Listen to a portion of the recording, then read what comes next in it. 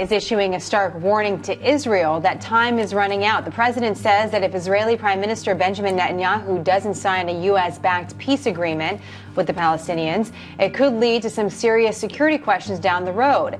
The president's comments come as the two leaders are set to meet at the White House just over an hour from now, and as the United States finds itself embroiled in a tense diplomatic standoff with Russia.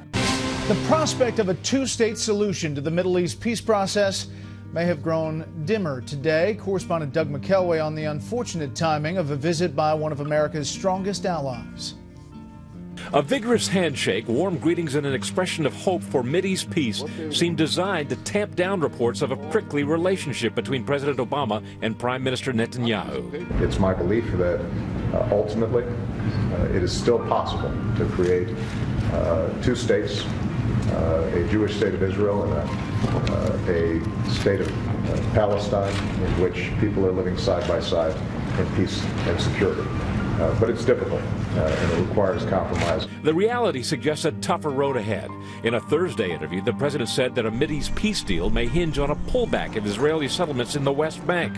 But Prime Minister Netanyahu has learned hard lessons from earlier withdrawals. When we look at what we got in return, it's been scores of suicide bombers, thousands of rockets on our cities. His comments underscore the difficulty of Secretary of State John Kerry's framework, a 9-month negotiation launched last July, which now threatens to extend beyond a late April deadline.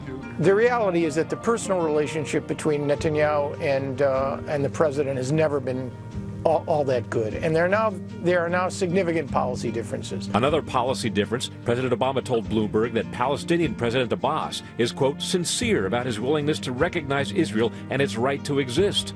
3 days later, Abbas said recognizing Israel is, quote, out of the question.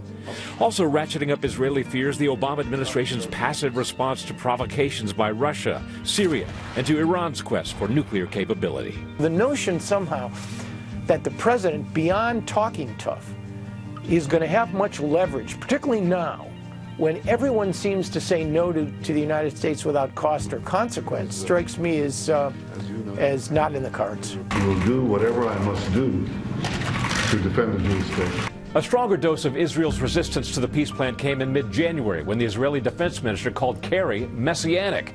He was strongly condemned for those comments, but his words convey the difficulty ahead. Brett? Doug McKelway at the White House briefing room. Doug, thank you.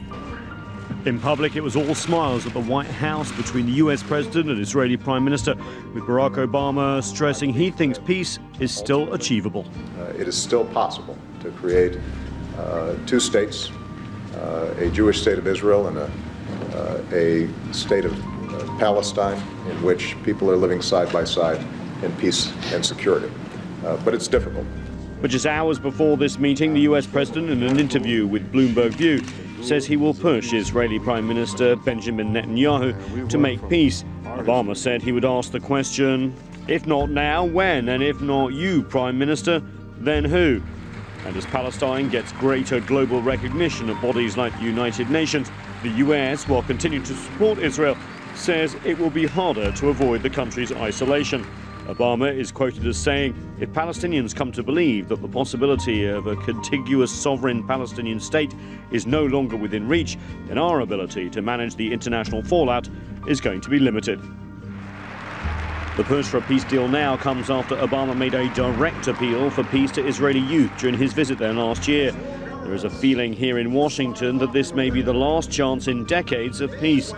If U.S. Secretary of State John Kerry's efforts fail, there could be another Palestinian uprising. Anger at continued Israeli settlement building on disputed land and a feeling that Israel may be just playing out the clock on talks is heightening tensions. The deadline of April 29th for a framework deal is fast approaching. But Israel's Prime Minister says Israel's security must be guaranteed.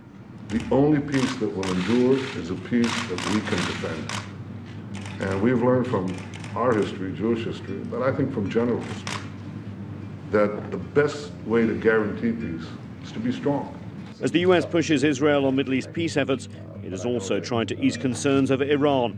Israel is skeptical over US talks with Iran's new president and the interim deal over Tehran's nuclear program, both causing tensions, as well as last year's US decision not to use force against Israel's neighbor, Syria, after a deadly chemical weapons attack. While US President Barack Obama stressed the strong bonds that holds Israel and the United States together, these behind-the-scenes words are the first indications that potentially the US President sees the Israeli Prime Minister as an obstacle to peace in the coming months. Nathan King, CCTV, Washington. More on President Obama's comments to Israeli Prime Minister Benjamin Netanyahu. Let's bring in Middle East expert Matthew Brodsky. He's a former director of policy at the Jewish Policy Center here in Washington, D.C. Welcome back to the show, Matt. Thank you. Do you think now is the right time to get a deal done? And if not now, then when? Okay, let's be clear that the reason that this is happening right now and that Netanyahu is meeting with President Obama at the White House is the AIPAC conference, which is bringing together between 10,000 to 14,000 supporters of a strong American-Israeli alliance. And that's why he's here now, and he's speaking before that organization. So that is for the timing. Otherwise, yes, it does sound a little bit odd that with everything going on in Syria and Iran, and especially Ukraine, that we're having this type of focus on the matter right now. As far as extending the peace talks, sure, though I'm sure will continue, but he's bringing the pressure to bear on Netanyahu in Israel for a wide variety of bizarre reasons that are not realistic, instead of bringing the pressure to bear on the Palestinian president, Mahmoud Abbas, who will not recognize Israel as a Jewish state and still would like to see the return of 4.7 million refugees into Israel, which is basically a non-starter for any negotiations anyways. So the wheels can continue to spin, but that explains what the timing is right now, and there's no reason to get one's hope up in the clouds about this. But I want to get your input on this timing, because he is in town for a conference, but U.S. Secretary of State John Kerry has been going to the Middle East. He's been there a record number of times just in the last year. So this has been something that's been going on and on and on. Why not now you have these two leaders in the same room? Can't they work something out? If the bottom position of the Palestinian Authority was that it would accept an Israeli state that was Jewish next to it, then there would be peace tomorrow. But unfortunately, if the bottom line hasn't changed for the Palestinian Authority since 2008, when they rejected a peace plan brought by Israeli Prime Minister Olmert, if that hasn't changed, then there's not much to discuss. I mean, in a negotiation, there needs to be a sense of compromise. I believe Israel has made that compromise. And if this were just about territory, just about borders, they could have an agreement that would take care of those issues, and it would be roughly 4.6% of territory in the Palestinian Authority that would go to Israel, and Israel would have land swaps, and it would keep really people living in towns in the Palestinian Authority there. It's not a territorial issue, unfortunately.